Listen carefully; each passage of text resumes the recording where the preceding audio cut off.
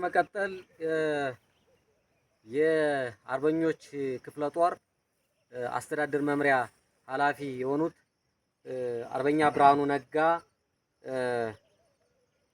እንግዲህ በቃለ መሃላቸው መሰረት አጭር ሊሰሩት የሚችሉትን እንደ ክፍለ ጦር አጭር ንግግር ያደርጋሉ። እሳቸውን እጋብዛለሁ። አመሰግናለሁ። እንግዲህ የአማራ ፋኖ ማለት የአማራ ሕዝብና ችግር መከራ ምጦ የወለደው የሕዝብ ልጅ ነውና እንግዲህ በተለያየ ቦታ የአማራ ፋኖ በየአቅጣጫው በአራቱም ማዕዘን የተለያዩ ትግሎችን ሲያደርግ ቆይቷል። አሁንም ተጠናክሮ ከብርጌድ ወደ ክፍለ ጦር እና በአራቱም ክፍለ ሀገር በእዝ ኑሮት በአንድ ሰንሰለት እንዲደራጅ ያው ትልቅ ስራ እየተሰራ ቆይቷል። በዚህ አጋጣሚ በተለይ የጎንደር ክፍለ ሀገር አንድ እዝ እንዲኖረው በሀገር ቤት ውስጥም ሆነ በሀገር ውጭ ያላችሁ ወገኖቻችን እንዲሁም የተለያዩ አባላት አርበኞች ከጎናችን ሆናችሁ ለለፋችሁና ለደከማችሁ ምስጋና እጅግ በጣም ከፍ ያለና የላቀ ነው።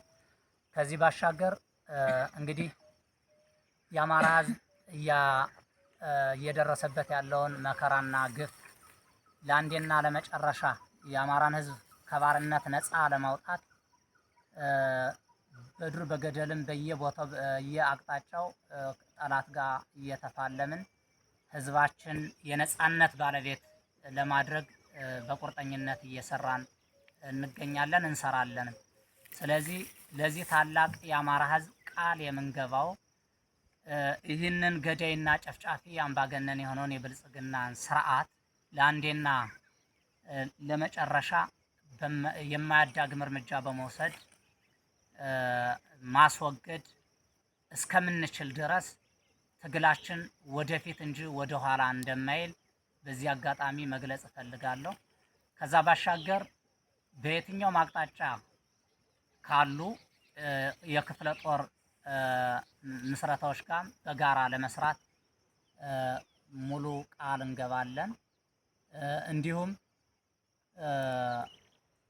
ከአማራ ፋኖ ህዝባዊ ሰራዊት ጎን በመሰለፍ እስከ ወዲያኛው ድረስ የአማራ እዝም እንዲኖረውም ስለምንፈልግ የአማራ ውክልናም በሞግዚት አስተዳደር የአማራ ህዝብ ለዘመናት በባርነት ቆይቷል። ይሄም ለወደፊቱም እንደማይሆን እናምናለን። የአማራ ህዝብ ራሱ ያመነበት የስልጣን ውክልና በወርዱና በቁመቱ ልክ እንዲኖር እስከሚኖረው ድረስ ስራ እንሰራለን። በዚህም ቃል እንገባለን ማለት ነው። በዚህ አጋጣሚ የተለያዩ ብሔር ብሔረሰቦችና ህዝቦች በጨፍጫፊውና በአፋኙ የብልጽግና መንግስት ግፍና በደል እየደረሰባችሁ ያላችሁ ሁሉ ከአማራ ፋኖ ጎን ተሰልፋችሁ የበኩላችሁን አስተዋጽኦ እንድታደርጉም ጥሪያችን አስተላልፋለሁ። አመሰግናለሁ።